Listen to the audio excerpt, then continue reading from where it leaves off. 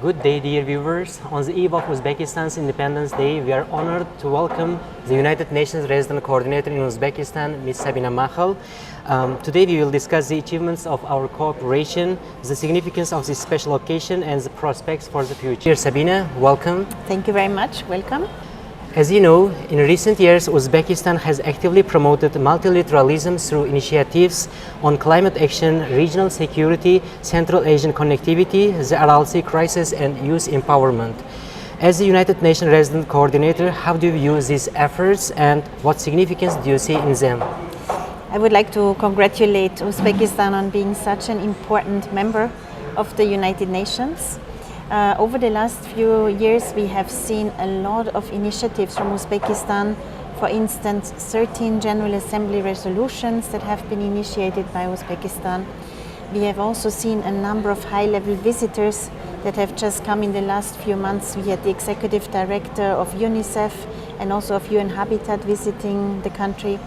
We had our Secretary General just visiting last year in July to Uzbekistan, and also recently there was the Landlocked Countries Conference in Turkmenistan, in Turkmenbashi, and at this occasion President Mirziyoyev has been heading the delegation of Uzbekistan at this global conference, and there was also a meeting with our Secretary General, and where a lot of the issues related to the SDGs, the Sustainable Development Goals, have been discussed. So I would say, it's really a pleasure to work here in this beautiful country, which is also so actively involved in promoting multilateralism and trying to find solutions to a lot of the challenges that we are facing as the world. Independence Day is not just a national holiday, but also holds symbolic value for international partners. What does this occasion mean to you personally?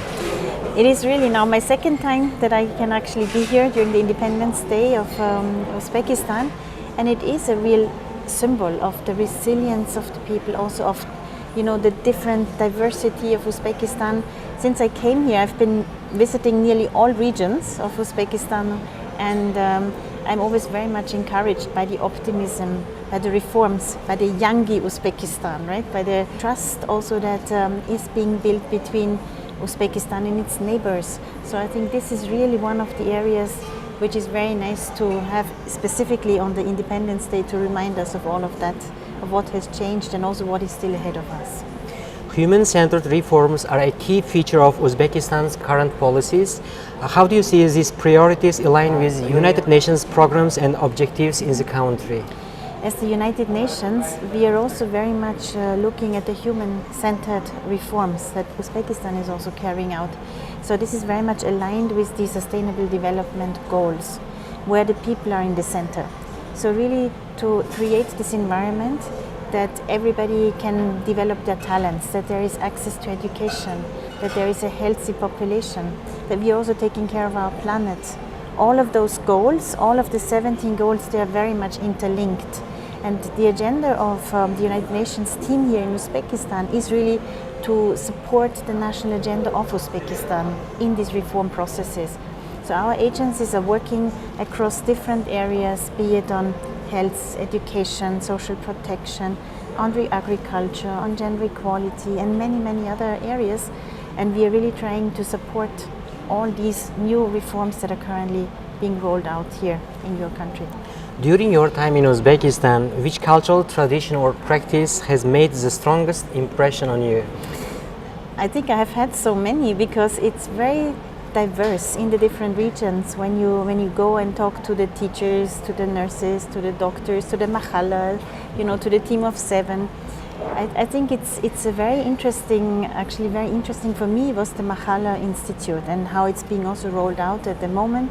I think this is a very unique feature that I've seen here in Uzbekistan, but I would also say there is so much of the cultural traditions and a lot to learn in the Fergana Valley, right, when it's about the handicrafts, the ikat, a lot of this. When we're going to Karakalpakstan, we're talking about the Cherao, the Kabis, I mean, lots of areas. If we go to Kashkadarya, Sukhandarya, again, different traditions. I tasted the meat in Kashkadarya, for instance, which is fantastic.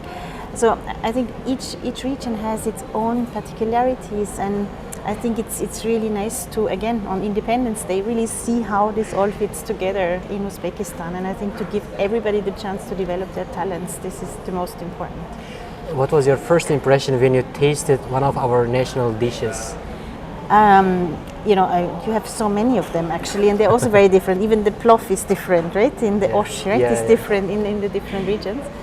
But I think it is, you know, I'm coming from Austria myself. Of course, so the cuisine is also a lot of meat-based, also in our tradition, but it's done very differently.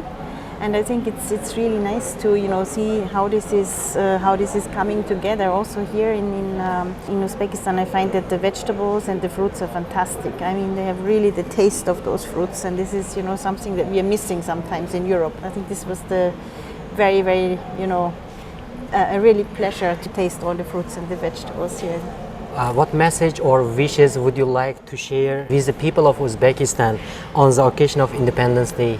I would like to congratulate Uzbekistan once again on the Independence Day, and really also to continue on this path of the reforms, which are really human-centered, to look at everybody here in Uzbekistan so that really everybody gets a chance to contribute to society and also to benefit from the progress that the country is making.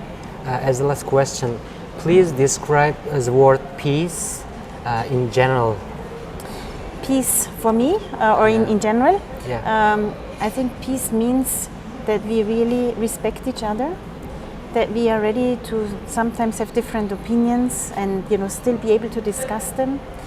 It also means ishonch for me. It also means trust to each other, that we as, you know, humans, we are really engaged in honest discussions, in trying to find solutions. And as I said, peace is more than just the absence of conflict. It is really the way forward. We as humans, how are we shaping our future for the young population here in Uzbekistan and elsewhere?